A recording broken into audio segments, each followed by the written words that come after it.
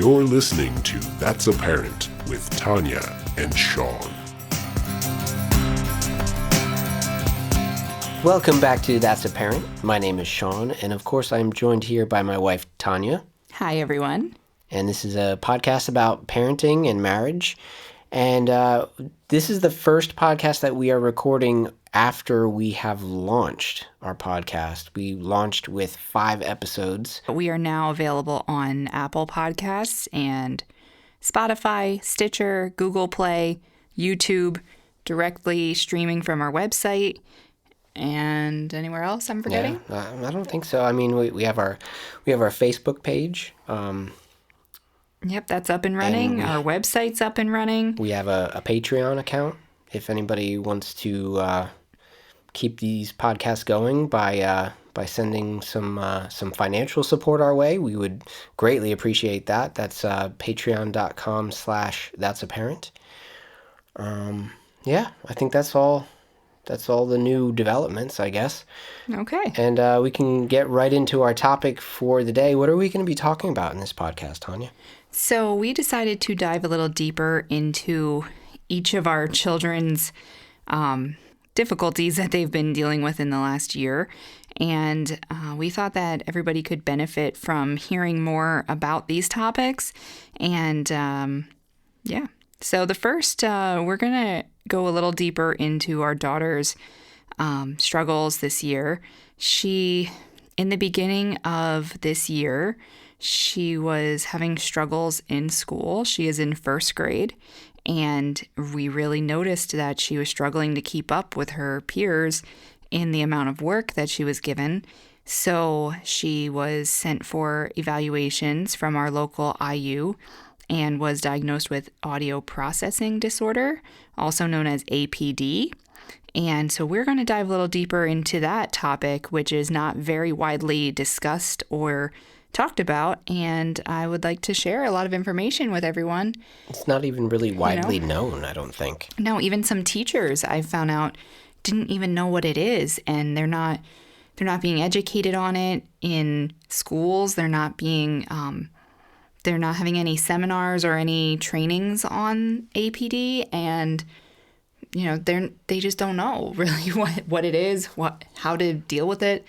Well, maybe some people listening don't know what it is. Maybe not. So what is it? So I am going to read you the definition of Auditory Processing Disorder. It is a learning disability that impacts the brain's ability to filter and interpret sounds. People with APD have a hard time receiving, organizing, and using auditory information. They're able to hear, but fall short at listening.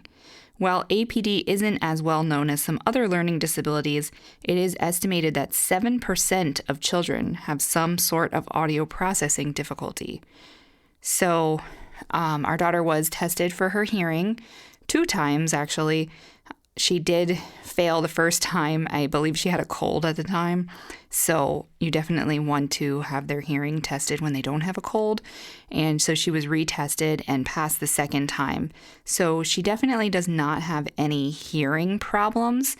It's just the way her brain processes the sounds and sentences and words thrown at her, and the processing time. The processing time is greatly slowed down. So until she can process what was said to her and then actually execute it, she is already behind. So this was making a lot of extra work for her. She has to try to really work faster to keep up with the class. So we're going to backtrack a little bit further behind, back to when she was younger, and talk about some of the earlier signs before we even knew any idea of what this was. Right, Sean? So we had no idea. Yeah, and actually this is something that both of our children displayed at younger ages. And so our son most likely has APD as well. It was never diagnosed in his case. And since then, I believe he has learned coping skills, and he's sort of, not cured himself of it, but he's learned how to deal with it better. Yes. And I do think his case is less severe. Possibly. Probably than our daughter's, because some of these first signs we did not notice with him. So one of the first things that I noticed with our daughter was that she has always been very afraid of loud noises. She never liked being around anything loud. So we would go to restrooms when she started potty training, and she was about 2 and 3 years old. She would get so afraid of the automatic flush toilets and the automatic hand dryers that are everywhere now. And to the point where she would like shake in fear about it and ask, is it an automatic flush before we even go into the bathroom? Because she was already thinking about it, already nervous about the sound that she would have to hear, or if she was on the toilet going for it to flush while she's sitting there and just kind of startle her out of the blue. She was very afraid of that. So she would put her hands over her ears.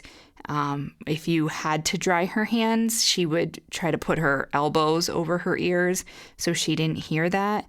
Or she would just ask to leave without drying her hands. Hang on a second. Her elbows over her ears? How is that physically possible? It is. Do me a favor, right? Try it. Put your elbow in your ear right now. Okay. Maybe not her elbow, her forearm. You can't do it, can you? All right, forearm. Sorry.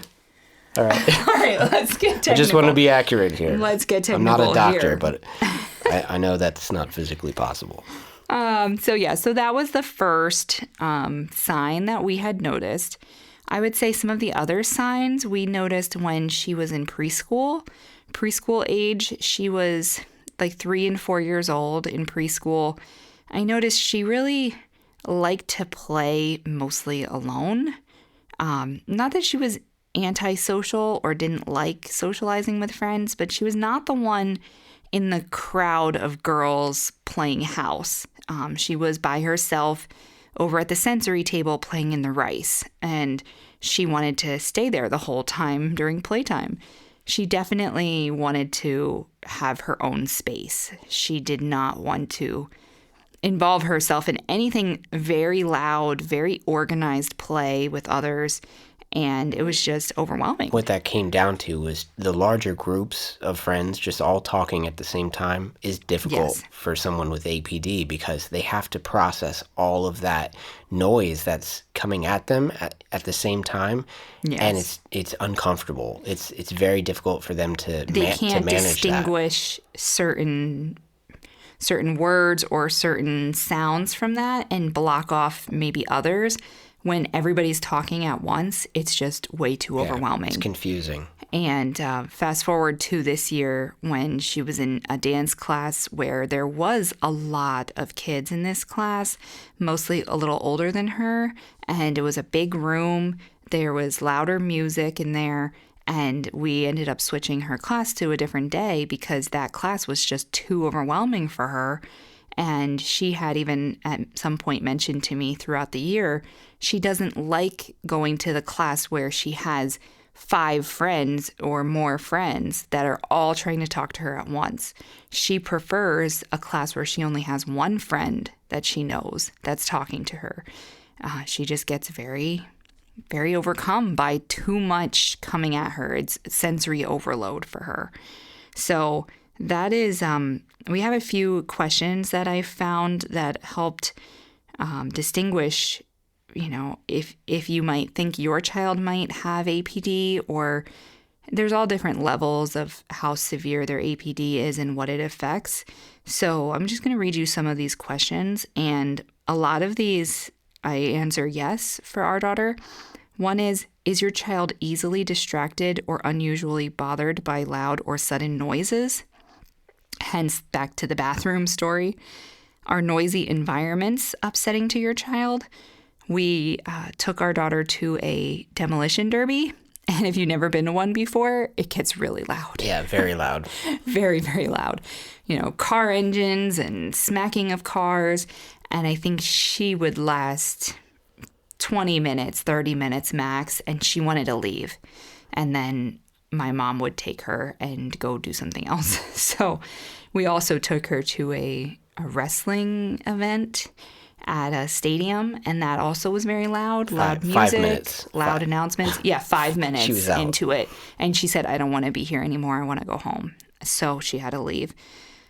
So definitely that's something that's a problem for children with APD. Does your child's behavior and performance improve in quieter settings? So this kind of relates to school as well. When they're in a large group and a lot of their friends are talking or it's an open discussion, it's a lot easier for them to shut down during that because it's overwhelming and it's just too much. But if she's pulled out into maybe the guidance counselor's office for a one-on-one lesson on what she's learning, she does much better. She performs better, she can fully engage, and she can process what's been taught to her at that point. Does your child have reading, spelling, writing, or other speech language difficulties? Now, this is something that is not something our daughter struggles with.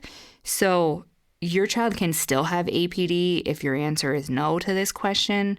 But a lot of times, reading, speech, spelling, writing, all goes hand in hand with APD, because if they're having trouble processing the sounds spoken to them and given to them, they're going to have a harder time speaking with their speech, and they might have a harder time getting that out on paper in writing or reading.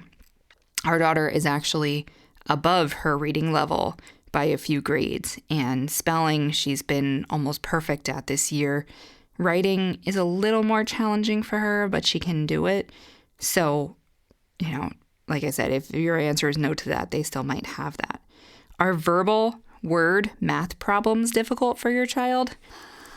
Now, we don't even want to get into the math anymore. I'm not going to discuss Common Core today. Oh, yes. Math is fun when your kids are in school age. So this year we have had a lot of word math problems. Those are always the ones that she does last. She'll skip all the other ones and go to those last. And they always take her the longest. And it's always a struggle to get through those. It takes a little bit more for her to really think those through, and then to get an explanation on the paper of how she came to that answer. That's much harder. Is your child disorganized and forgetful? That can be a symptom of a few different things, but that is a symptom of APD as well. And are conversations hard for your child to follow? Do you hear a lot of, huh, what? Those types of responses are indicators, because they aren't really processing what you're saying. And then in turn, they have difficulty following multi-step directions.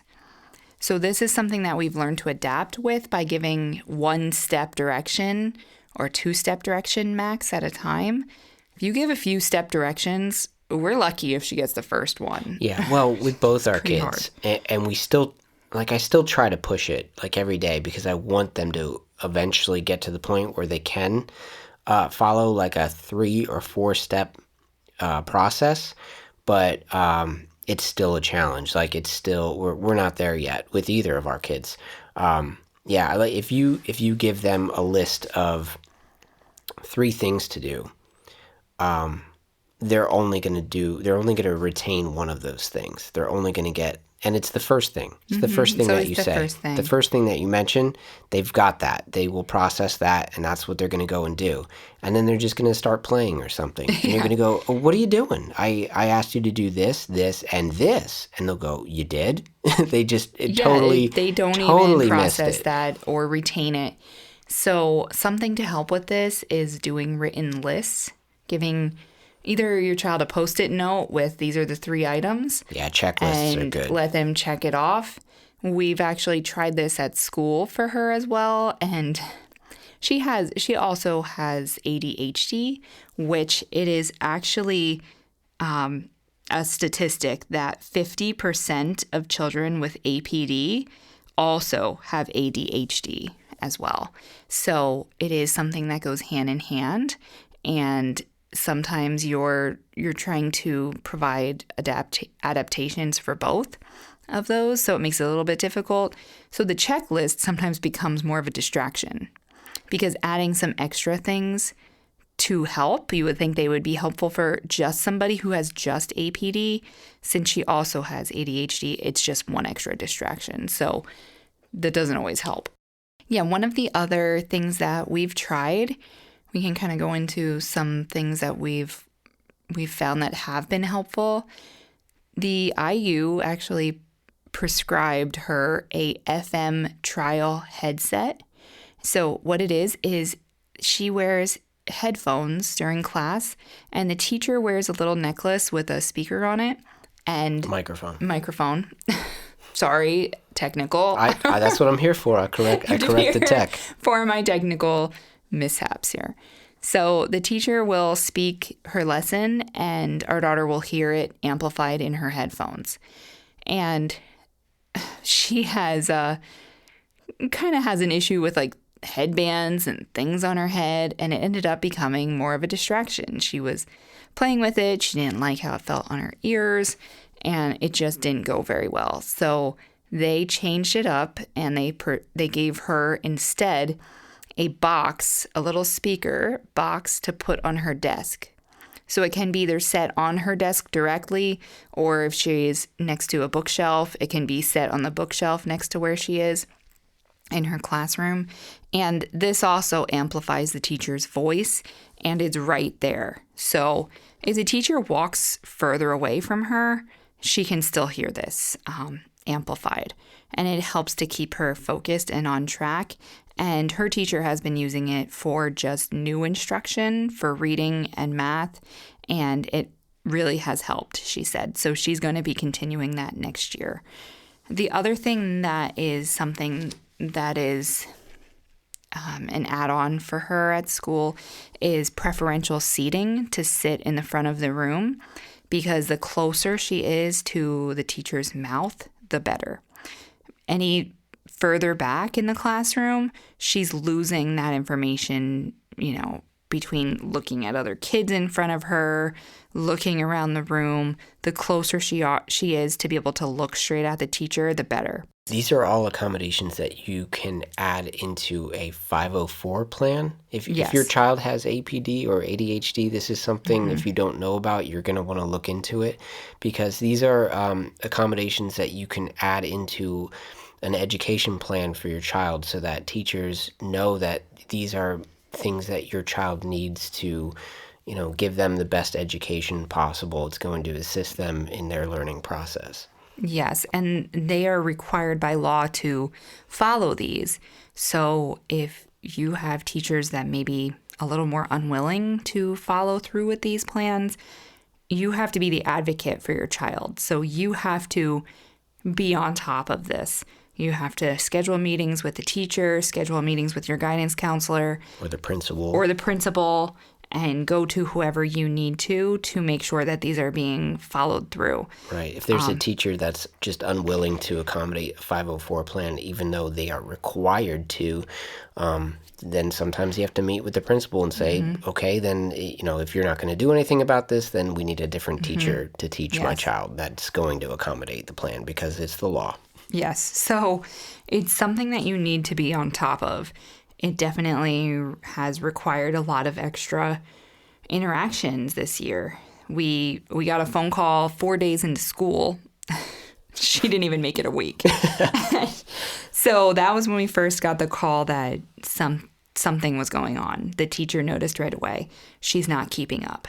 She was getting sometimes 7 to 10 plus worksheets sent home a day that she was not able to complete during class. And trying to get her through all that at night then, after she had already went through her whole day and been overwhelmed, then to sit at night and try to get through all of that was really rough. So right. And it has nothing to do with her intelligence, because she's smart, and she's very smart. She's been a straight A student all year. It's just getting the work done in a timely manner, Yes. And that's because of her APD struggles. Yes. So she then was referred to the IU, and the IU did a series of testing on her to determine whether she had APD. And I'm going to explain one of the tests to you just so you can, maybe even helps you envision APD more in your mind. And one of the tests was she had to wear earphones, and the earphones were spouting off random words, all different words. And when it was one word at a time spoken without another word, she was able to distinguish the words, what the words were. But there was some words that were being spoken at the same time, overlapping each other, like dog, cat, like right away together. And she would blend those words, either make a new word and say it was dog, cat, or she just didn't know it. She couldn't distinguish the words. And when you think about it, I mean, I think I'd have a hard time with that. Like you're trying to pick out all these words and people are speaking to you at the same time. If you envision yourself at a party and you're trying to field off a couple conversations at once and people are talking over each other. If two friends are in it's your face and they're both telling you a story at the same time, are you going to actually retain both stories? Yeah, information from both stories, like maybe bits and pieces. Yeah, it feels like that to someone. Yeah, it feels with like APD, that. But everything does. But worse, much worse. So through that test, she was diagnosed with the APD. This was in about November, December, right before the Christmas break. And they said after Christmas, we would come back, we would create the 504 plan for her, but they also referred her to a developmental pediatrician.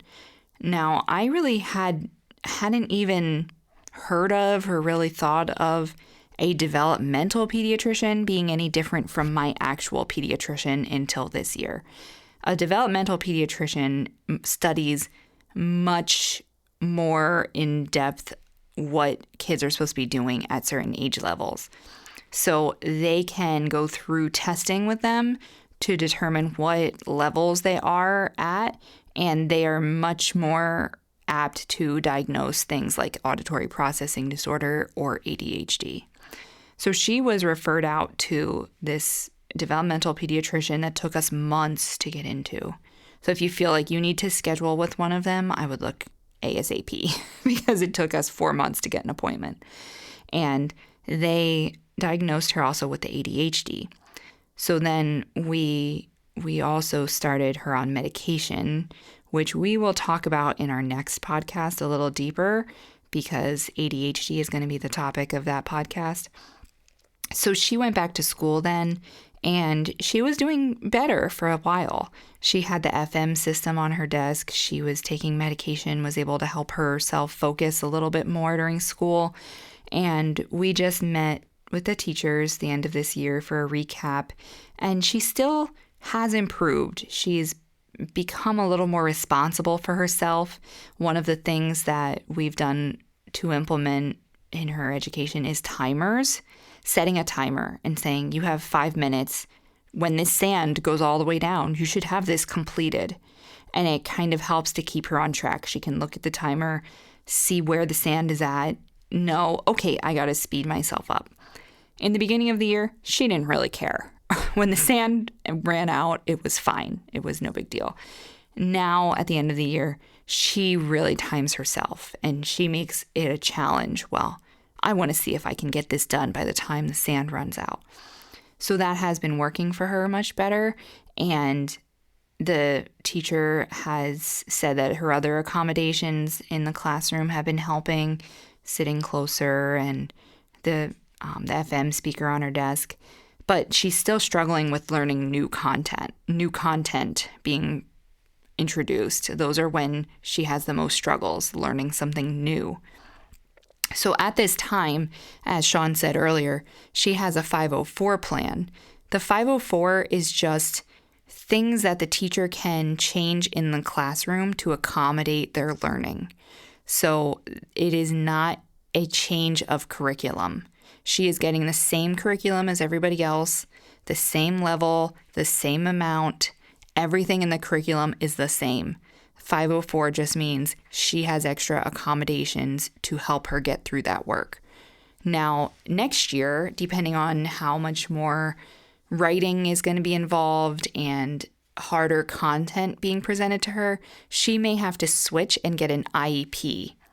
An IEP is an individualized education plan, and that's going to change her curriculum a little bit more. So she will maybe have less tests, or her tests may be condensed, or her work may be condensed. She might not have to complete 10 worksheets a day. She might have to complete 7. So it's just going to change that education a little bit. But she is really smart, and she can handle herself pretty well. So right now we're keeping with a 504. So Sean, do you have anything else that we can add here for anybody who might be working with... I don't know. You straight up put me to sleep. So I was out for like the last 5 minutes. Oh, I'm sorry. What did I miss? There's a few things I do want to mention, though. Sure. So basically, both of our children have been diagnosed with ADHD. Both of them, I think, pretty like low on the scale. Like it's not severe for either of them. And I would say Gianna's APD is probably somewhere in the middle. It's not severe either, but it's also not mild. So she falls somewhere in the middle of that scale. Having 2 children with ADHD makes parenting certainly more challenging because of the challenges with following directions. You know, for a long time we thought that they were just being insubordinate. It's very easily confused. Like you just think, well, they're just choosing. They're just bad kids. They're just choosing not to listen to me, and I'm their parent. You know, when I tell them something, I expect them to do it. Well, there's a lot of times where they're just incapable. They're just incapable of following your instructions. And Which, it's not if I can jump in here. Go ahead. This brings me to a thought that I have. It's very hard when parents, or even people who maybe don't have children yet, say you're in the grocery store and you see kids that are acting up.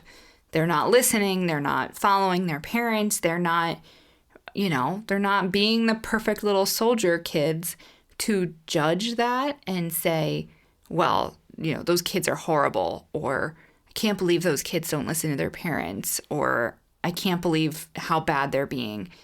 Now, having children that we need to give a lot of extra reminders to about things really makes me think twice about judging other kids, because you never know from the outside. Our daughter doesn't have, I have APD and ADHD written on her back. She doesn't, nobody else knows that she has that except us, and now you guys and some of our friends.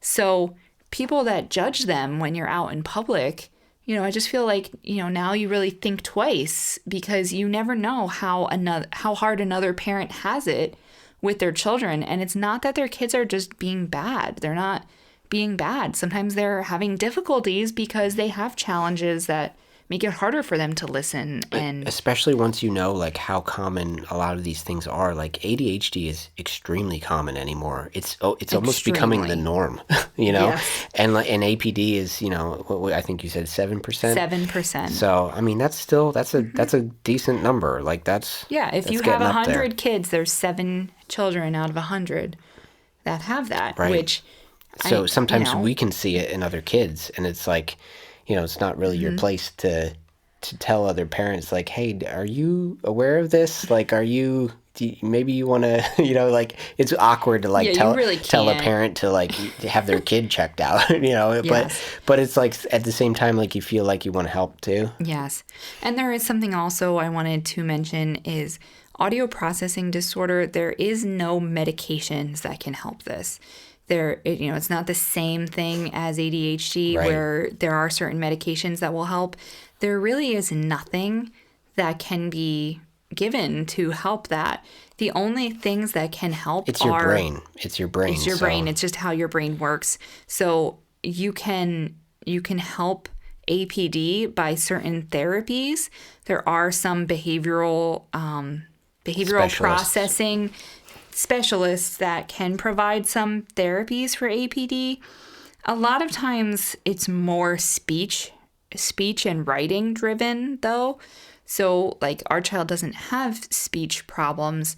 So I'm not sure that she would benefit as much from the therapies, but one of the therapies is memory recall.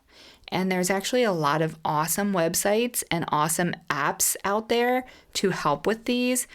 Memory recall is the thing that can help the most. Telling your child, remember this, this, and this. And then maybe in 10 minutes, quiz them. Hey, what were those 3 things that I asked you to remember? And that's something that you can repeatedly do with your child on your own. And that's a good therapy to help them. That's the cool thing about some sort of disorder involving the brain, because the brain is very trainable. So you can, teach your child coping skills and ways to deal with their disorder so that by the time they're a teenager or an adult, they're always going to have it. Like they still have the disorder, but they've learned, how to work around it. They've learned all the loopholes to kind of get through it and not be as thrown by it or as set back by it. APD is broken down into 3 separate problems. The 3 separate problems are sound discrimination problems. So somebody with APD may not understand, say the word that. They might hear it as dat. Or an example that I had heard that really made me understand what APD sounds like is, say the teacher is reading your child a story. The story says, a woman went to bed. Well, maybe the child heard it as the woman went to dead. And they are thinking, oh my gosh, well, how is she dead? How did that happen? And she thinks about that and tries to figure out, well, how does that fit in the story? And then they look up and they see the book and they see the pictures and they see the woman's actually getting into a bed. And they see visually it's a bed. And then they think, oh, okay, I get it now. The woman went to bed. By this point, the teacher's 2 or 3 pages ahead. And then they missed integral parts of the story. So by the time they can actually catch up and be back present in the story, what the teacher's saying, they missed a good chunk of information. And once they're confused, then at that point, they check out. Then they're playing with the carpet, they're picking at their shoe, they're playing with their hair, and they just totally get lost. So that's the first problem. The second problem is auditory memory problems, which we talked about makes it harder to memorize multi-step directions and makes it take longer for them to learn their telephone number, their address, and difficulty remembering basic math facts.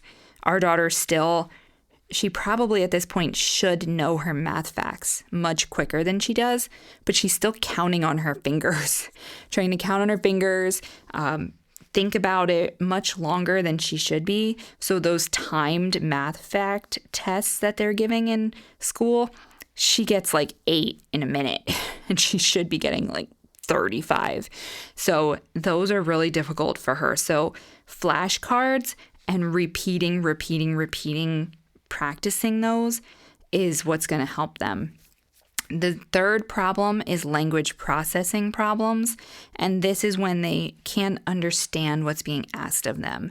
It makes it harder for them to socialize with their peers, harder for them to hear what their friends are saying to them and process that information. So that's something you can kind of see how it's broken up into those 3 different categories. And sometimes your child might have problems with only one of those or 2 of those. It's not always that they have all 3 of those difficulties. Right. And so if you suspect that your child is experiencing, symptoms of APD, you can bring it up to your school. You could bring it up to your child's school, guidance counselors or whatever. And there's some more testing that they can do there as a starting point to kind of help diagnose. It's a free testing. So we didn't pay anything to have her tested. It should be provided through your local school or your local IU. It should all be free, so you shouldn't have to worry about paying for that. It's only if you're going to go and try to look for the therapies out there that you may have to pay for some of those if you opt in to do those. But if you're questioning, hey, some of this sounds like my child might have this. Your best bet is to bring it up to your child's teacher, their guidance counselor, and look into getting them tested. They'll do a screening for hearing first, would be the first step. And then after that, they would probably then send them to the IU for further testing. And knowing is half the battle, I think. If you know what you're dealing with, then you're going to be able to help your child much better and give them the steps they need to succeed in school and at home. There's a lot of things you can do at home as well. So hopefully you've learned a lot from this podcast, and whether your child does or does not have APD, it's something you can keep in mind for your own children or for other children that you might know, or to just help a friend. If a friend is saying, hey, my child is struggling with this, you can say, hey, I learned this on a podcast. What podcast, though? That's a Parent. That's a Parent podcast.com. All right. Well, we will see you next time, where we will be discussing what, Sean? Oh, we're going to dive deeper into the topic of ADHD. Which should be a fun time. I don't know about fun, but it's going to be interesting and informative. It will, and hopefully help all of you out there as well. All right. So have a great day. Bye, everyone. Thanks for listening to That's a Parent. Be sure to stay connected by visiting that'saparentpodcast.com. Follow us on Facebook at fb.me/that'saparent.